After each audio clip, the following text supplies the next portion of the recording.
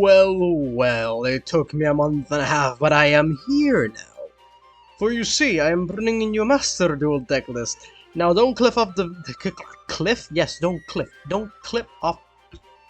I can't speak. Don't clip off the video. I swear to God I have an impediment somewhere. But my disabilities are not what we're here to talk about today. We're here to talk today about Zoodiacs. Specifically, pure Zoodiacs. Now I know what you're thinking. Nerd. Where in the name of a hell is this pure? Considering that the only monsters that we're technically playing that are part of an archetype are Zoodiacs, I would call this pure Zoodiac. Now I do agree with you that this deck is basically playing like 10 Zoodiac monsters and the rest are basically staples. But unironically, this deck is actually really good. You don't need Tri-Brigade. Tri-Brigade is for nerds. That's... I stop myself there. No, but that's not the issue. The issue is that, honestly, this deck really just gets carried by Zeus, which by itself simply works. You don't need really much more, you just summon Zeus, win. In case anything were to happen, you have some other backup plans like Utopic Draco Future, but in reality, like, just to prove a point real quick, why is the Monster Reborn not leaving? This is your main deck. This is your S rank. This is literally the core. This is the core. This is the core. That is literally all you need. Because essentially, every single Zoodiac, if you've never played against Zoodiac or played Zoodiac, and you've been living under a rock for the past, what, 6 years? Zoodiac essentially is a one-card combo engine. And yes, I said engine. This deck is essentially an engine being carried by staples. Because every single Zoo can be XC summoned, and I do mean the XC monster. Every single Zoodiac XC monster can be XC summoned on top of any of the Zoos. And this also counts for the other XC Zoodiacs. So, to make this simple to understand, you have monster, you slap a black card. You want more black card? Put another black card. You want more black card, black card, black card, black card, black card. And then you end up in thundery, shiny black card. And essentially the shiny, thundery black card just wins right there. So yeah, that's pretty much the deck. I mean, these cards have effects. Here's the thing. I'm just overly simplifying what this deck is. But these cards do have effects. For example, Bunny Blast and Ram Ram are both floaters as their monster effects and protection from spell or traps as being attached as materials. Because, yes, all the Zoodiac monsters have an effect as when they're attached as material, the same that they have an effect normally. Like Thoroughblade, it's piercing battle damage if it's equipped to something, or simply just allows you to discard any Zoo to draw a card. And Whiptail essentially allows you to quickly attach itself, and it then also allows you to banish whatever monster the Zoodiac that it was attached to battle. Which is actually really handy. Whiptail is my personal favorite. It does so much for the deck. But overall, if we're talking about monster effects, Tiger Mortar allows you to be able to recycle materials from grave to attach to your other Zoos. Borball allows you to attack directly, meaning that since an XC monster battle, you can go into Zoos. Hammered Con is just, to be brutally honest, another Zoo monster so you can XC summon into. It also technically allows all your other monsters you control to have targeting protection, but he's the only one that can be targeted, so it's iffy.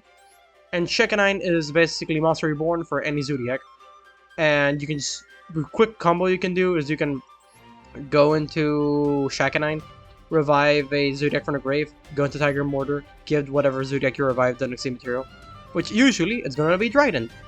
Or Limited Big Mummy, which essentially has the ability to pop any face-up card in the field. Sadly, it is a once per turn, and it's not a soft once per turn in the sense that we literally just have one.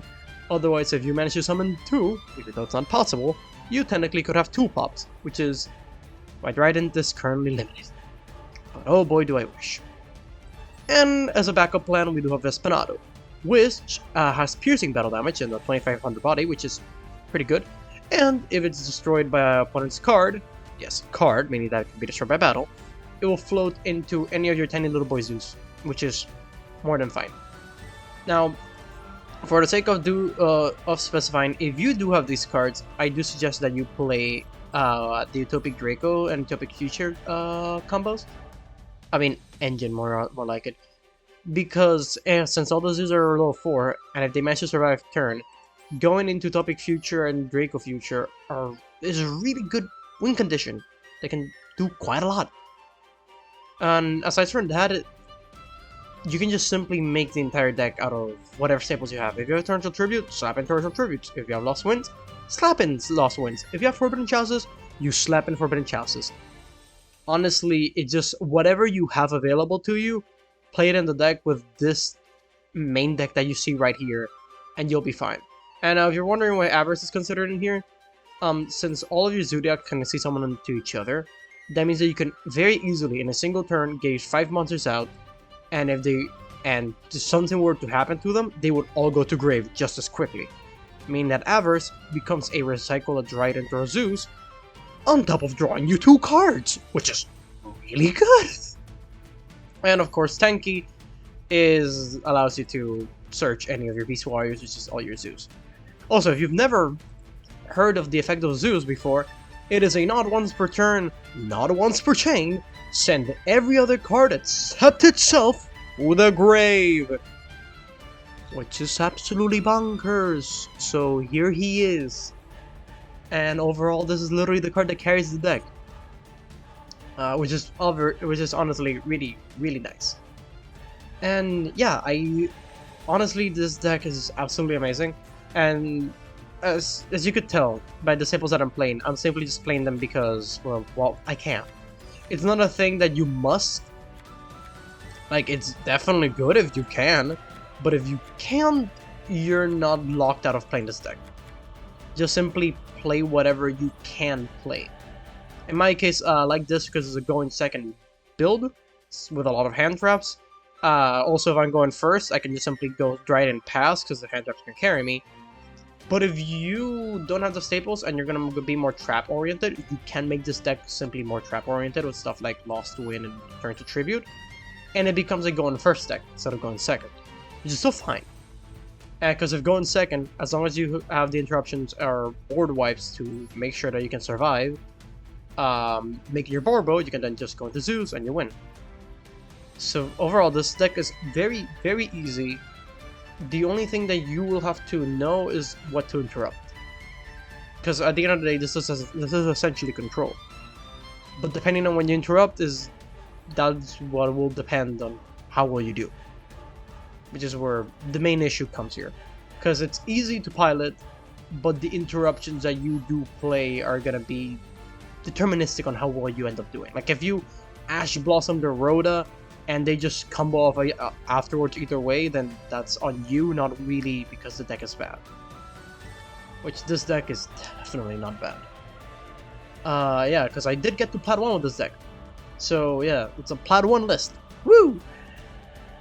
And I think you'll enjoy it too, mainly because it's really cheap, and if you already have all these staples, because you played for the game for a while, then yeah, the core is extremely cheap. It's just 2 URs, you probably already have Zeus, so technically 1 UR, and then 3, and then 3, so that's 9 SRs, and the rest are RNNs, which as you can tell, you normally already have a lot of CP for both N and Rs.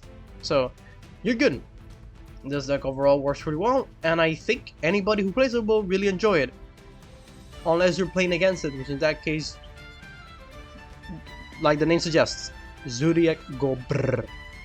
But yeah, I hope you guys enjoyed the replays, and I'll see you whenever the hell I upload another Master Duel decklist video. So yeah, bye bye, and enjoy the replays.